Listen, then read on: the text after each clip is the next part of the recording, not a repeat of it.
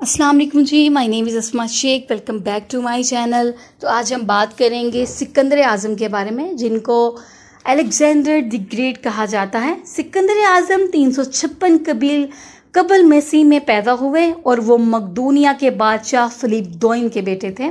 मकदून यूनानी शहर रियासतों के बिल्कुल शमाल में एक सल्तनत थी। अपनी जवानी के दौरान सिकंदर को अरस्तु ने 16 साल की उम्र तक तरबियत दी थी। 336 कबल मसीह में फिलिप के कत्ल के बाद सिकंदर अपने वालिद की जगह तख्त पर बैठा और इसे एक मजबूत सल्तनत और एक तजुर्बेकार फौज विरासत में मिली।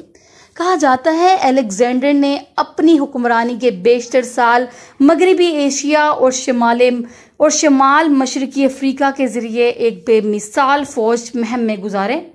30 साल की उम्र में सिकंदर ने कदीम दुनिया के सबसे बड़ी सल्तनतों में से एक तश्कील दी थी, जो यूनान से शमाल मगरबी हिंदुस्तान तक फैली हुई थी। वो जंग में नाकाबिले शिकस्त रहे और बड़े पैमाने पर तारीख के कामयाब तरीन फौजी कमांडरों में से एक समझे जाते थे। मिस्र में सिकंदर आज़म ने गजा फतह किया। वहां से इसने अपनी फौज को मिस्र के मशरकी गेटवे की तरफ भेजा। मिस्र से फारसियों को निकालने के मकसद से सिकंदर ने मिस्र में इस मुहिम की क़यादत की। हैरत की बात यह है कि सिकंदर और इसकी फौज को मिस्र के मशरकी सरहदों पर मिस्रियों या फारसी अफवाज की तरफ से किसी तरह की मुज़म्मत का सामना बिल्कुल ना करना पड़ा। कहा जाता है काफी आसानी के साथ मिस्र से गुजरते हुए सिकंदर आज़म अपनी फौज के साथ दरियाए नील को पार कर गए और दारुल हुकूमत मेम्फिस पहुंचे, जहां मिस्री अवाम ने इसका इस्तकबाल किया। फारिस की तरफ बढ़ते हुए सिकंदर आज़म ने देखा कि वो और इसकी ताकत कितनी ताकतवर थी। अफवाज थी जब इसने थीबस में बगावत को कुचल दिया। वो फारिस की क़यादत का तख्ता उलटने के लिए सियासी शऊर के साथ साथ फौजी ताकत का इस्तेमाल करने में भी कामयाब रहे। मजीद ये भी कहा जाता है कि इसके बाद वो मशरिफ की तरफ चले गए, जहां इसने फारसियों पर अपनी फतह मुकम्मल की। इसने फारिस की एक सल्तनत को फतह करने के बाद सिकंदर आज़म ने हिंदुस्तान में एक मुहिम शुरू की। अलेक्जेंडर ने दुनिया के सिरे और अजीम बैरूनी समंदर तक पहुंचने की कोशिश की और इसी तरह 326 कबल मसीह में हिंदुस्तान पर हमला किया और एक जंग में लोगों पर एक अहम फतह हासिल की। अलेक्जेंडर और इसकी फौज बलाखिर इसके घरेलू फौजियों के मुतालबे पर पीछे हट गई।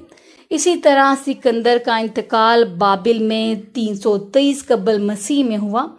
वो शहर जिसे इसने अपनी दारुल हुकूमत बनाने का मंसूबा बनाया था। इसकी मौत मुमकिना तौर पर टाइफाइड बुखार से हुई थी। ये बीमारी इस वक्त बाबिल में कहा जाता है बहुत आम थी।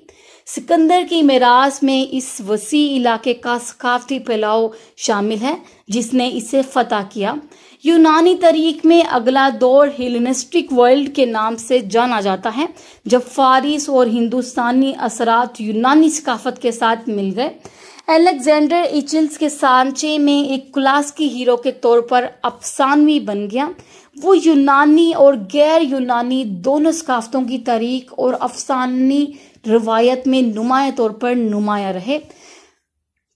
वो जंग में नाकाबिले शिकस्त रहे और वो पैमाना बन गए जिसके खिलाफ फौजी लीडरों का मुआवजा किया गया। दुनिया भर में मिलिट्री एकेडमियों में आज भी इसके हिकमत अमली सिखाई जाती है। वो अक्सर तारीख के सबसे ज्यादा बाअसर लोगों में शुमार किए जाते हैं। और इसी तरह कहा जाता है बाबिल में जब फरात की आबपाशी को बेहतर बनाने और खलीज फारिस के साहिल को आबाद करने के मंसूबे में मसरूफ था, सिकंदर एक तवील ज़ियाफत और शराब नोशी के बाद बीमार हो गया।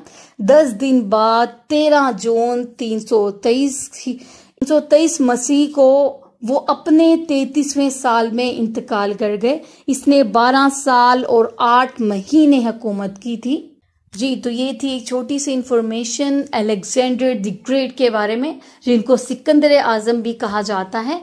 उम्मीद करती हूँ वीडियो अच्छी लगी होगी। वीडियो अच्छी लगी हो तो मेरे चैनल को ज़रूर सब्सक्राइब और वीडियोस को लाइक कर दीजिएगा। तब तक के लिए अल्लाह हाफिज़।